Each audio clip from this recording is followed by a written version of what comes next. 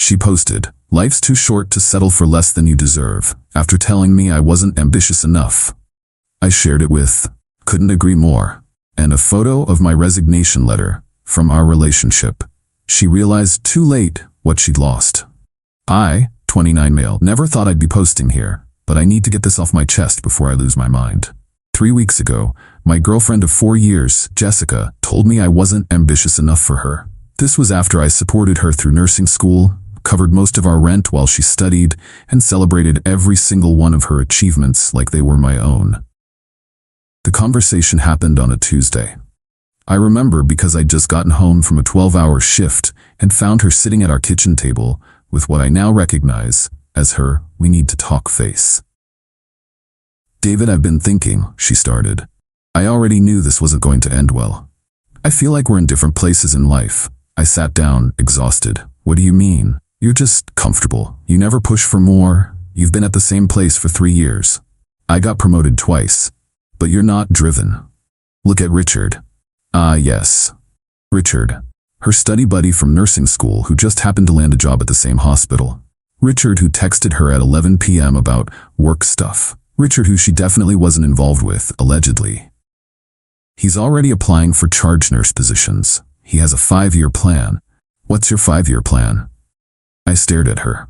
"Save money. Maybe buy a house, travel a bit, be happy?" She shook her head like I'd said I wanted to live in a cardboard box. "That's what I mean. You have no ambition." The thing is, I knew this speech. Her sister had given the same one to her ex before trading him in for a guy with a Tesla. Jessica had called her sister shallow at the time. Funny how perspectives change. "So what are you saying?" I asked, though I already knew. "I think we should take a break. I need to focus on my career, and I need someone who matches my energy." I nodded, didn't argue, didn't beg, just said, "Okay." She seemed surprised by that. Expected tears maybe. Drama. But I was too tired, and honestly, part of me had seen this coming since Richard started showing up in every other conversation. I moved out that weekend. Found a studio apartment closer to work. She kept our place. Her name was on the lease anyway, or so I thought. She also kept the couch I'd bought, the TV, and pretty much everything else because it would be too hard to divide everything up. I took my clothes, my gaming setup, and my dignity. Here's where it gets interesting. The day after I moved out, she posted on Instagram, "Life's too short to settle for less than you deserve. New chapter, know your worth." Her friends ate it up. Comments about "Yas Queen" and "finally putting yourself first" flooded in. My phone buzzed with messages from mutual friends asking if I was okay. I said I was fine. Because I was. See, what Jessica didn't know, what she never bothered to ask about, was what I actually did for work. She knew I worked in tech, and that was enough for her. She saw it as a stable, boring job that paid the bills while she pursued her real passions. She never asked about the projects I was working on, never asked why I sometimes had calls with people in different time zones, never noticed the second laptop I kept in my backpack. For 3 years, I'd been building something on the side.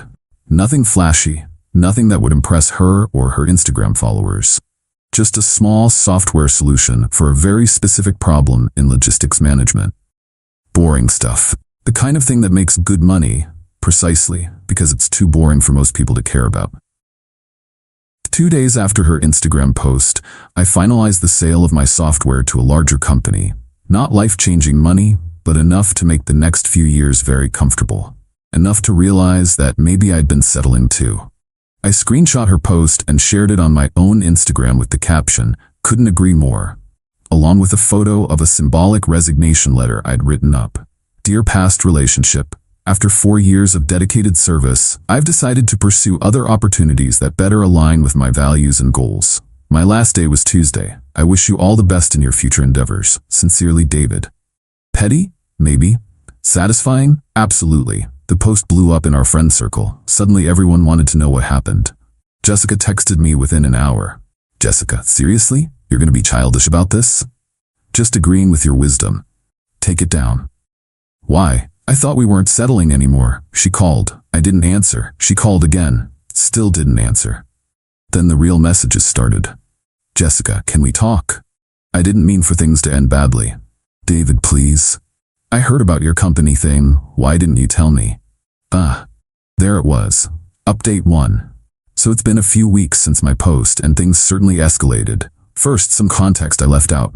When Jessica and I were together, we shared a lot of bills. I paid rent and utilities, she covered groceries and subscriptions. Seemed fair since I made more. What I didn't mention was that I also had her as an authorized user on my main credit card. She needed to build her credit after school, and I figured why not help? Guess who forgot to have her removed from that card? Yeah, this genius. I didn't realize it until my credit card statement arrived at the end of the month. I saw a $400 charge at Nordstrom.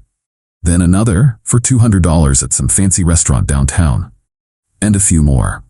The girl had gone on a celebratory shopping spree on my dime, racking up about $1,100 in charges after she had dumped me. My first call was to the credit card company to have her immediately revoked as an authorized user.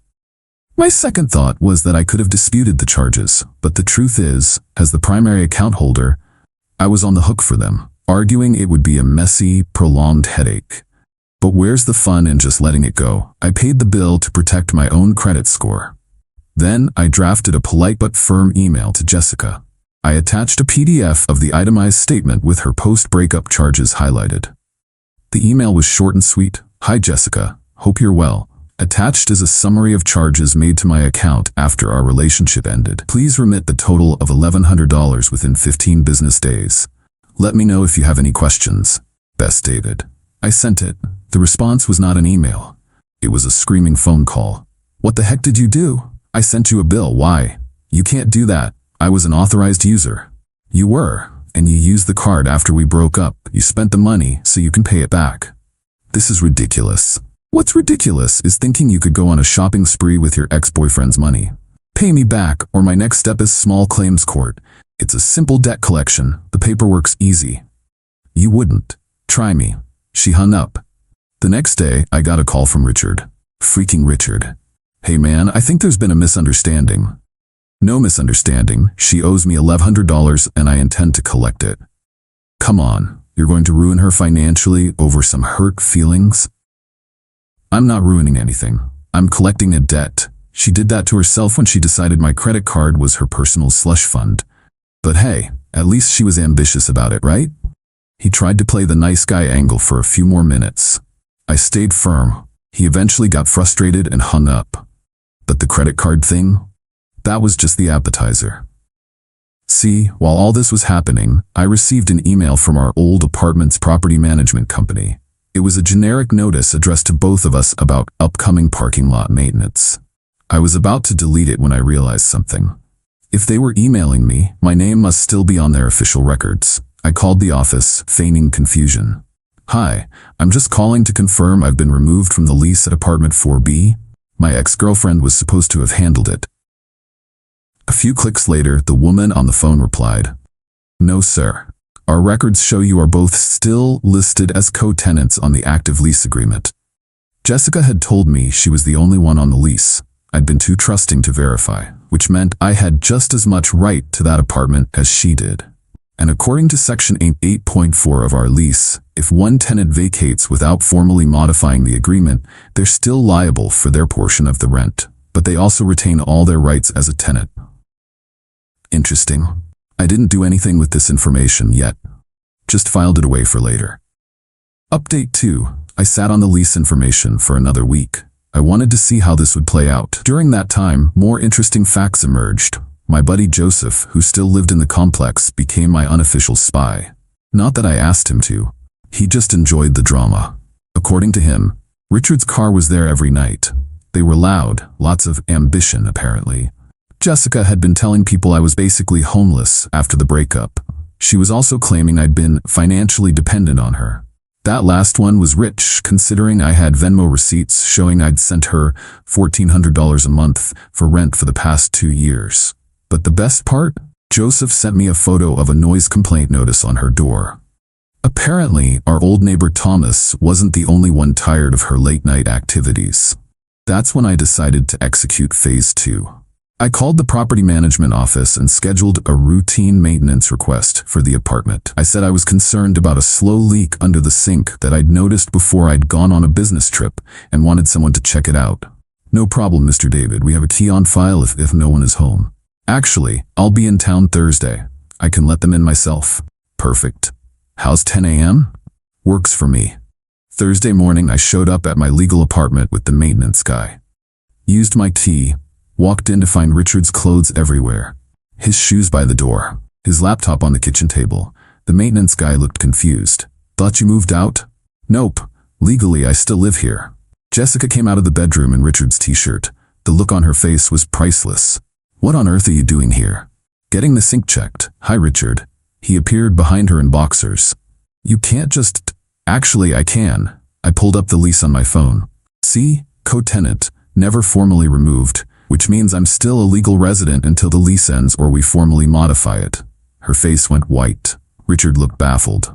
This is insane, she finally sputtered. Is it? Hey, maintenance guy, the sink is right through there. While he worked, I took a calm tour of my apartment. I noticed my couch had a new stain. My TV had a crack in the corner. You know, I said conversationally, damage to the property is taken out of the security deposit.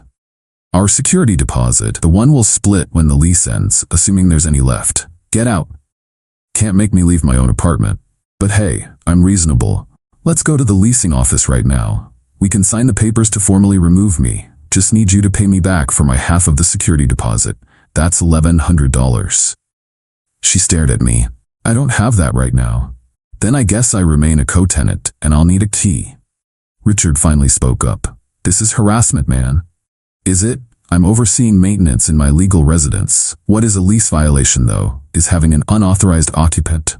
How many nights have you stayed here this month, Richard? The limit for guests is 14.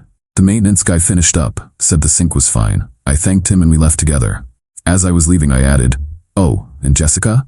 I'll be scheduling regular maintenance checks, as is my right. See you around. The text started before I even got to my car. Jessica, this is psychotic. Me, this is legal. Jessica, I'll call the cops. For what? Entering my own apartment with a key I'm entitled to have? Please just stop. Pay me for the credit card bill and the security deposit and sign the lease removal form. Then I'm gone. I told you I can't right now. Then I'll see you next week for the AC filter change. She called crying. I didn't answer. She left a voicemail begging me to be reasonable, talking about how we'd loved each other once. Cruel? I paid her way for 2 years, supported her dreams, got dumped for not being ambitious enough, then got used for her shopping spree. But sure, I'm the cruel one. Update 3. So it's been 2 months since everything started and I need to tell you how this all ended because honestly, I couldn't have scripted it better if I tried. After the lease confrontation, things got quiet. Jessica was presumably trying to scrape together $2,200, $100 for the credit card, the $100 for the deposit buyout. Richard's car was seen less frequently. Then I got an unexpected call from Susan, Jessica's mom. David, I'm sorry to bother you, but I need to know the truth. Did Jessica really use your credit card after you broke up? Yes, she did. That foolish girl. I didn't raise her to be like this. Her father and I have been hearing her version of events, but things weren't adding up. Then her sister let slip about a big shopping spree. I'm sorry this is affecting your family. Don't you apologize. You were good to her. Better than she deserved, apparently. 2 days later, I got a text from Jessica. Jessica, I have the money. For the credit card and the deposit, my parents are helping me. Glad to hear it. Wednesday at 2 p.m. for the lease paperwork? Fine. We met at the property management office. She looked rough, stressed, bags under her eyes. Richard was with her, trying to look intimidating in his scrubs. She transferred me the money. We signed the paperwork. I was removed from the lease, cleared of any future liability. As I signed the last page, Richard couldn't help himself. Hope you're happy, man. You really did a number on her. I looked up. I moved out when asked. I requested repayment for a debt she created. I exercised my legal rights as a tenant. Which part was doing a number on her? You know what you did. Be specific. He couldn't. Jessica finally spoke, her voice quiet. Can we just get this over with? We finished. I was officially free. As we left, she stopped me. For what it's worth, I'm sorry. For what specifically? Everything. The way I ended things. The money. The lies. Okay, that's it? Okay? What do you want me to say? It's done. I did love you. You loved the stability I provided. There's a difference. I walked away and honestly felt nothing. Just free. But the universe had one more gift. 3 weeks later, Joseph sent me a text. Dude, You need to see this. It was a photo of an eviction notice on Jessica's door, the official pay or quit kind. I called him immediately. What happened? Bro, it's been a mess. Apparently she couldn't afford the rent on her own, especially after paying you back. She was late last month, and now this month too. But her nursing job, heard her hours got cut. Something about performance issues, calling out too much because of stress. The landlord, already annoyed by the noise complaints and the co-tenant drama, had no patience for late rent. The eviction process was underway. The last update came from an unexpected source, Richard's ex, who reached out via Instagram. Hey, I know this is weird, but I wanted to thank you. Seeing your posts about what happened gave me the courage to recognize the pattern. He did the same thing to me, called me unambitious, left me for someone more driven, and leached off them. You helped me realize I wasn't crazy. Last I heard, Jessica was evicted and had to move back in with her parents. Richard disappeared, probably looking for his next ambitious host. The apartment management company was pursuing her for breaking the lease term and damages. Me? I'm doing great. The software sale gave me enough cushion to take time off. I'm traveling. Nothing fancy, just seeing places I always wanted to visit. Dating casually. Living without someone constantly telling me I'm not enough. Funny thing about ambition. Jessica was so focused on climbing some imaginary ladder that she didn't notice the ground crumbling beneath her. She confused stability with stagnation, contentment with complacency. She wanted someone more driven. She got Richard, who drove himself right into her life and then right back out when things got hard. Meanwhile, I'm sitting in a cafe in Prague, writing this update on my laptop, living off passive income from a boring software solution I built while she was studying with Richard. Turns out I had ambition all along. I just didn't feel the need to perform it for Instagram. Life's too short to settle for less than you deserve. Couldn't agree more, Jessica. Couldn't agree more.